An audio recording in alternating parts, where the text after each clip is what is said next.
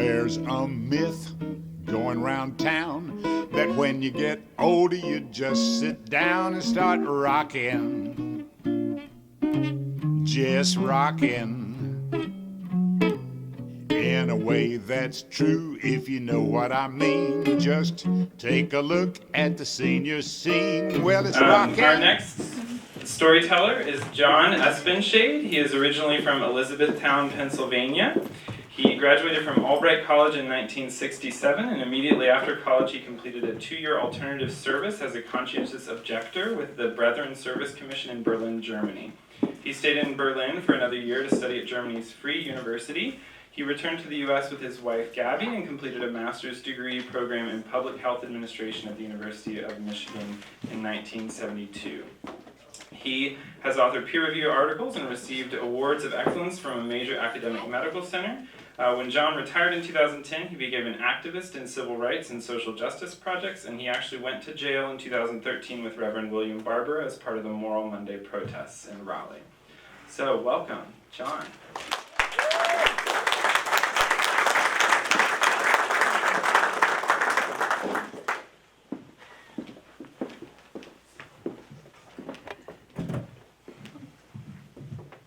Thank you, Ryan. I had asked not to follow a young lady who has so much energy and poise. I'm going to try to give you some tips about how to live a long and healthy life. Now, you saw from that material, I'm 74, so I haven't been at this that long. You'll discover I still don't consider myself very old, so. My mother lived to be 103. So my first piece of advice is pick your parents that have good genes to live long and healthy life. As you can see, I learned at 103 that I was successful at that. Now on her 100th birthday, I was sitting beside her in a restaurant where we were going to celebrate her birthday. And I leaned over and whispered to her, "Hey, Mom, now that you're 100, if you want to take up smoking and have unprotected sex, go right ahead." Now, my adult daughter, who was sitting, I don't think my mother heard me, by the way, or was smart enough to act like she didn't. My adult daughter, who was sitting a couple seats away on the other side of the table, said, "Dad," with the same exclamation marks that she had said when she was like 13 and I had embarrassed her with something. Now,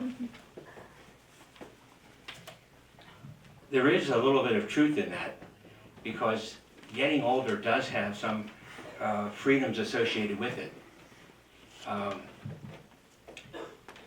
In thinking about what I would tell you tonight, I got together with some of my neighbors. My wife and I live at Carroll Woods, and so we frequently have dinner together with a group of other residents from Carroll Woods. And I think we're on sort of the younger side of the continuum at Carroll Woods, but we have a chance to say, well, what are the pluses and so forth. And this idea of a sense of freedom that comes with age was, everyone at our table that night echoed that same theme. They added one other theme to it, and that is you need the resources to take advantage of the freedom. And I'll add one other thing to that. I think it really helps if you have a partner.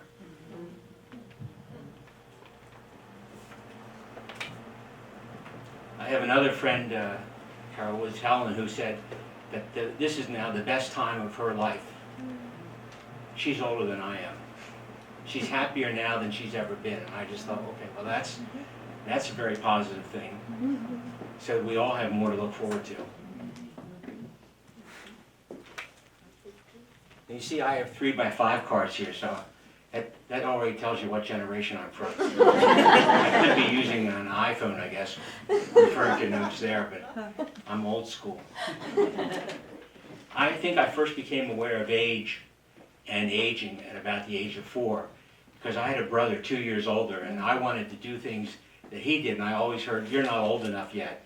And I wanted to go to school because I heard about all the excitement that happened at recess and the film strips. Some of you may not have ever heard of film strips, but that was a form of entertainment as well as education 70 years ago. And I heard about the film strips that he saw and about the stories that the teacher read in class, and I thought, well, that's got to be a pretty cool place to go. And I couldn't wait to go to school.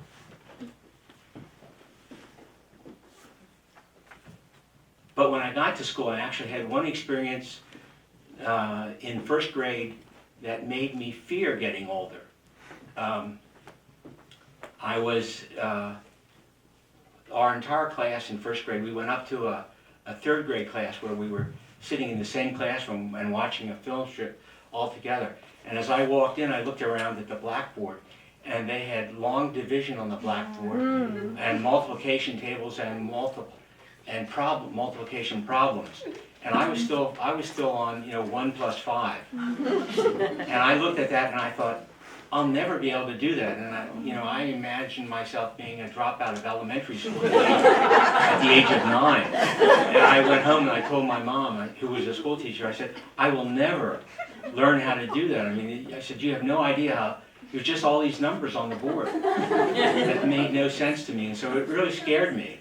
And I thought, how will I ever make it through the third grade?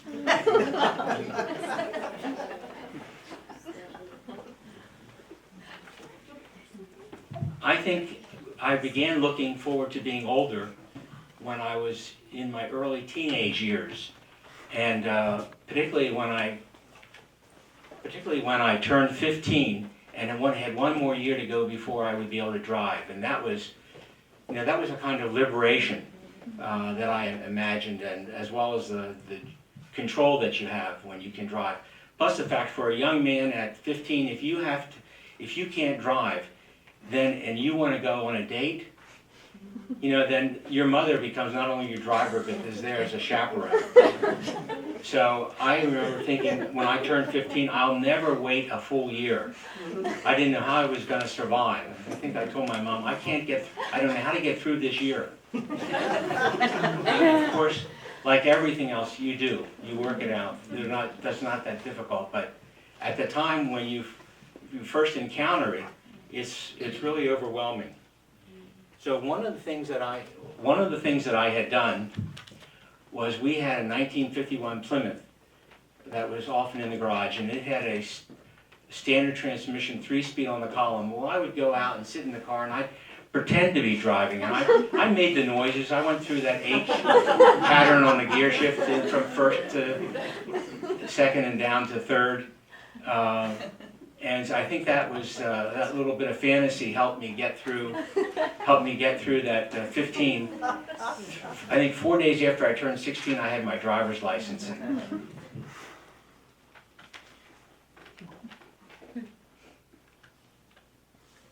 So after 16, the next milestone that I looked forward to was 21, because I had gone away to college in Pennsylvania, where I lived, and the drinking age there was 21. I was also looking forward to voting,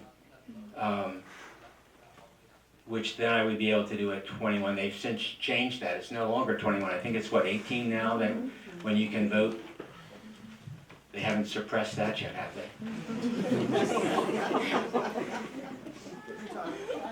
So really, after college, I started thinking about the time ahead of me more in terms of what chapters or stages that I'd be going through, rather than a particular milestone.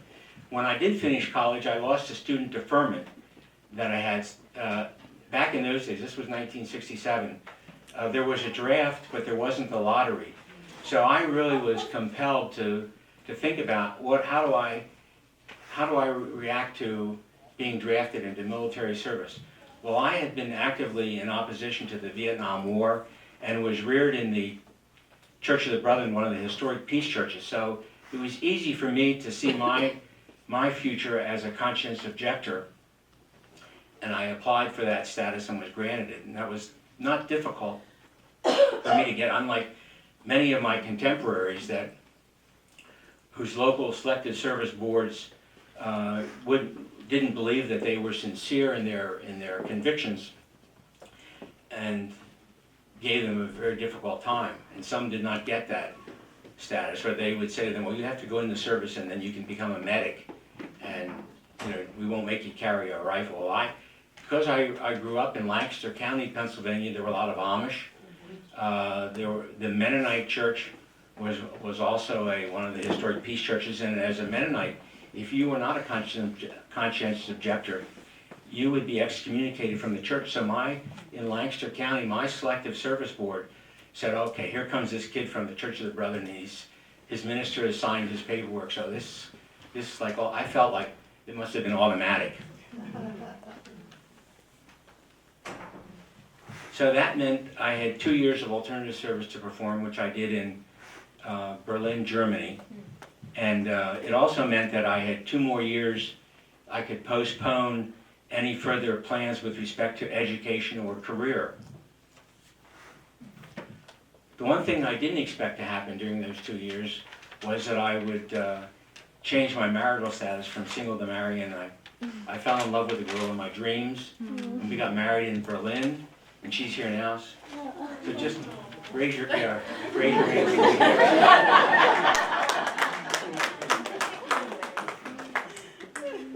We just celebrated our 50th wedding anniversary this past spring. Imagine that, 50 years to the same person. Thank you. So if you've done the math, then you know I was pretty young and she was a year younger than I was. So we literally raised each other in these past. I see some heads nodding, but that we really feel that way, that we had raised each other.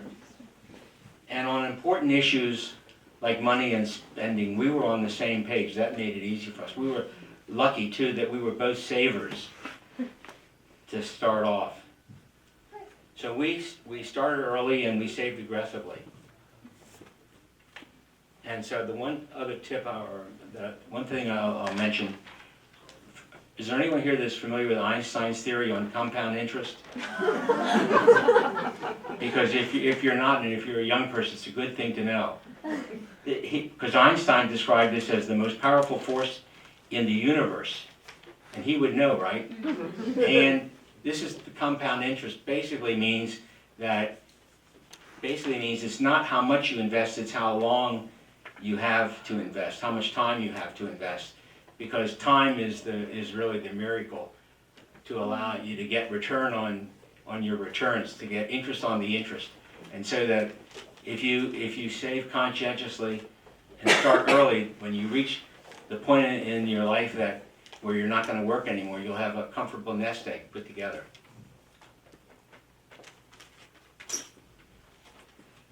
So Gabi and I really then, at that point, we entered an acquisition phase of our lives. Savings and buying the first house and furnishing it, picking a graduate degree up, adopting our daughter, acquiring accomplishments at work and climbing career ladders. And about age 40, I started thinking that I was no longer young and would be less attractive to potential other employers. So up to that point, I had put age on my resume, sort of.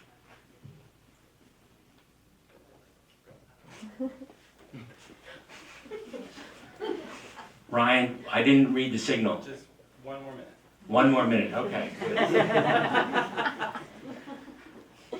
So I took my age off my resume, and 10 years later I concluded that age and experience could be very much an advantage. At least I thought my supervisors and my clients respected what I could do for them, and I didn't worry about white hair or no hair at all.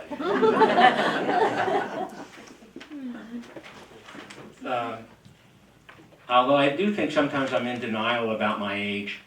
I had an injury a couple years ago. We were still living up on Lake Gaston in the northern part of North Carolina, and I fell on our dock. And you know how when you look down at your kneecap, it's at like a 12 o'clock. When I looked down at my kneecap after falling, it was over at like 8 o'clock. So we got into the ambulance, came right away, and took me to the nearest hospital, which was in Roanoke Rapids. And I thought, okay, this is something that they fix all the time. They'll have some spare bicycle parts or whatever to tie things together. But on the way to the hospital, in the ambulance, the EMT guy sitting next to the driver got on a radio to call in to tell the hospital what was coming, and he said, well, we've got this white 72-year-old guy, and I'm thinking, who else is in this ambulance with me? And it actually took me a split second to go, oh yeah, they're talking about me. So I would summarize by saying that getting older can be very positive, and like everything in life, one needs to prepare for it and be prepared for it. I had mentioned that we were in an accumulation phase. That accumulation phase of your life does not really end, but it changes. It's no longer a portfolio or stocks and bonds, but a deeper relations with a spouse or adult children, or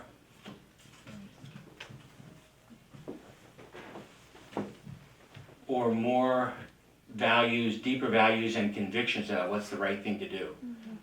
So welcome to the journey. You all have a lot to look forward to. It'll be great. Thank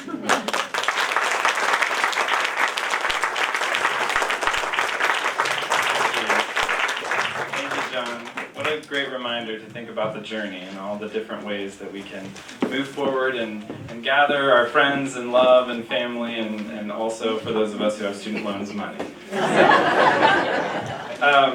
I found this one telling, but also I didn't know this, and I wasn't familiar with this song. So this person wrote, I am proud to be 64 because the Beatles wrote a song about it. I didn't know. They also said, but I feel more like 46. So sometimes you need to switch your age around. All right, our next storyteller is Allie Little. She is an occupational therapist, musician, and ice cream enthusiast from East Tennessee. She moved to Chapel Hill in 2012 to live in an intentional community for 1 year only, but ended up falling in love with the Triangle, her wonderful friend family, and her work with older adults.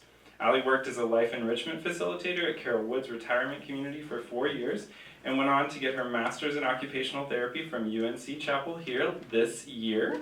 Woo! Congratulations. She has worn many hats at PIAP over the last 2.5 years and is always looking for new and creative ways to be engaged with the aging community in Orange County. I was going to stand, but the chair looks so cozy. So this year I did something that everyone told me was going to be sad and hard and a very big deal, something that I should not talk about in polite company. This year I turned 30. Thank you. I turned 30, which means I have officially exited my 20s. And I have entered into a decade of life that my Tennessee upbringing has told me all kinds of things about. They told me I should be, by now, enjoying my non-existent marriage. That I should be raising at least 2 beautiful, also non-existent children in my gorgeous imaginary home that I bought with all of my fake millennial money. So it's turned out a little differently for me, which is exactly why they told me to fear it, to dread 30, to ward it off with expensive eye creams. As if my time on this planet as a woman is all downhill from here, as if I have any control over all of this, as if I give a damn. And while there are days where these expectations of family or general stability do sound nice, I gotta be honest, I'm loving 30. I'm loving 30. This might have something to do with the fact that the last half of my 20s were some of the loneliest, weirdest years of my life, but I have an excellent feeling about the next decade. I was talking to my grandma about this, and she captured my feelings perfectly, as always. She said, you know, your 20s are about striving and proving yourself, but your 30s are for blossoming. blossoming, right? I'm so ready to blossom, and I feel my body craving it too. I'm looking for nourishment, and I need a lot of space to grow and expand and put roots down, and I'm making time to lift my face to the sun. This is what I hope my 30s can be. But I was talking to a friend of mine who's 82, and she said, "Oh, no, honey, no. That's your 70s. That's your We'll see." Either way, I've always been really lucky and blessed to have a lot of people around me who have more years than I do.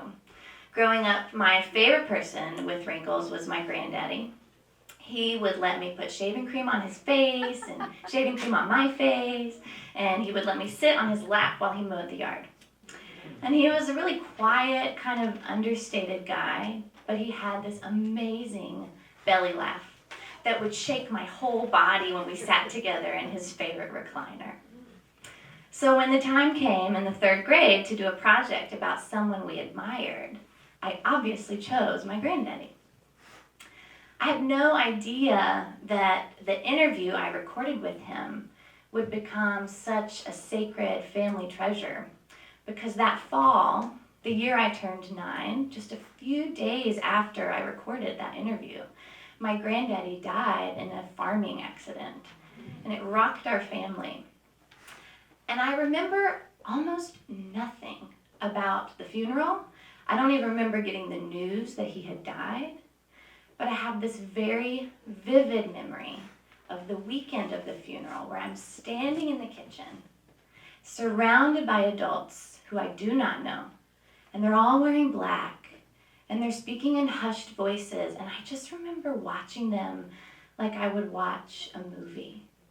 Occasionally dodging the lipstick of a person wanting to kiss me and tell me weird things like, "My goodness, how tall you've grown."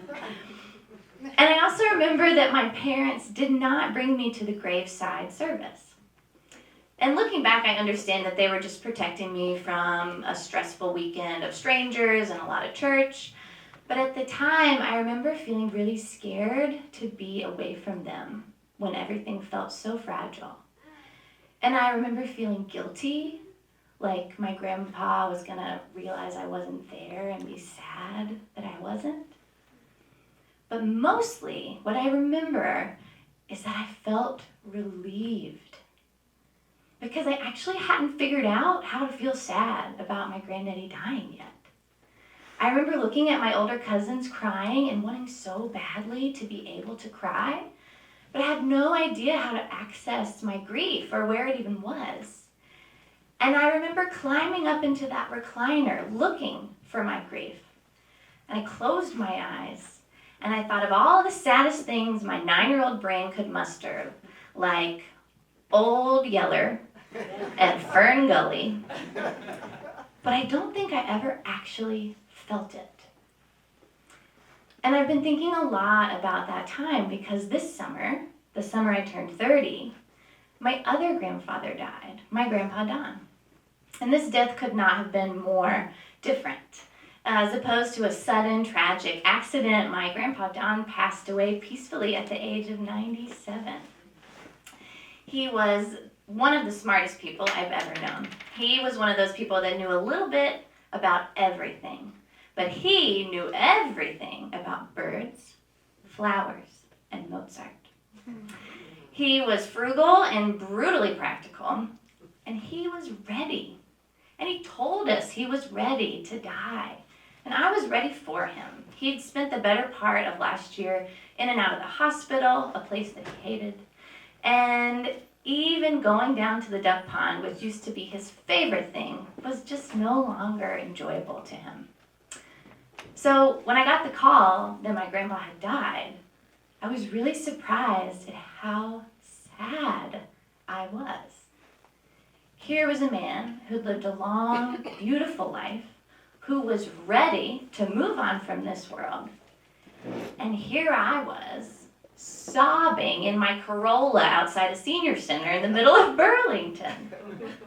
This death was not happening with hushed voices or behind closed doors, and I didn't have to go climbing into a recliner to figure out how I felt about it. my grief just came pouring out of me.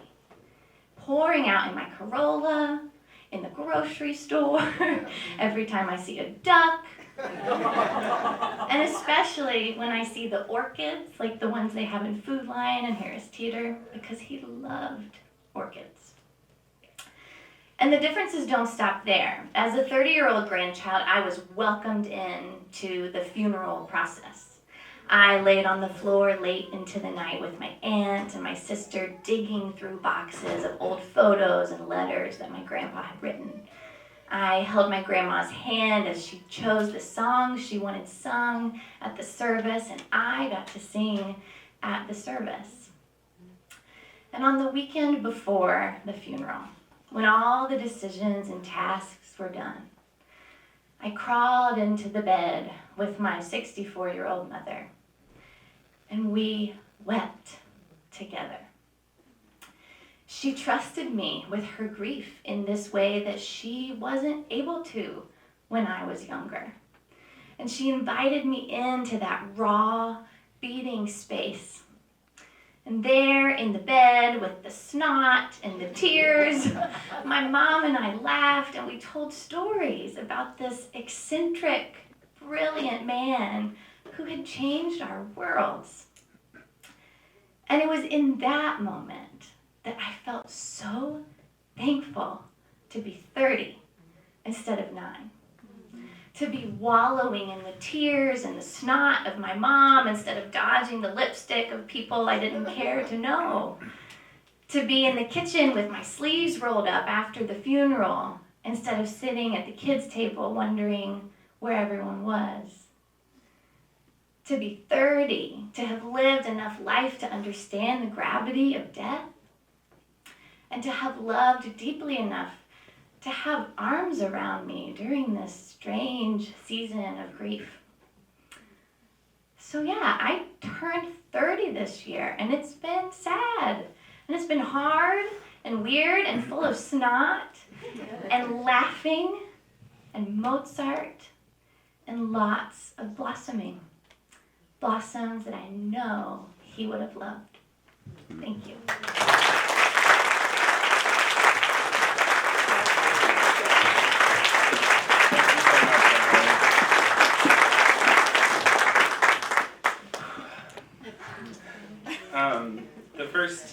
When I heard that story when we practiced, I really found that it was a great ending story because not only was it coming from someone who was in the middle of life, but also talked a lot about that ending point and the power that we can learn from and engage with when we think about that ending time in a really positive way.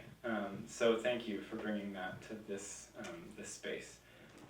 Well, thank you all so much for coming to the space and holding the space for our storytellers and for some of these ideas. And I hope as you go out, you'll sign up for our listserv so that we can let you know about future events. We also have 2 exciting things happening next Wednesday. Jenny will be featured on the Woman Crush Wednesday and talking about her work with PIAP and Habitat for Humanity and the senior housing project that they'll be working on. So Wednesday, I think midday, maybe around that time, she'll be having a little bit of a radio debut for PIAP. 3 minutes, which she gets, but it's there.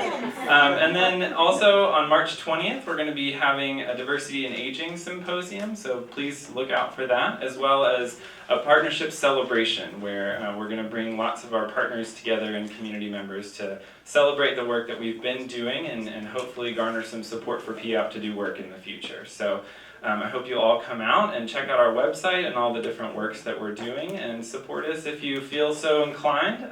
But we hope you'll join us in whatever you would like to support. You can also submit stories like the ones you heard tonight on our website as well. So feel free to donate your story and give us the experience that you'd like to share with the rest of us. All right, thank you so much. We paid our dues all those years, and it's so nice to be switching gears. It's a grand new century, and it's the senior life, the senior life, the senior life for me.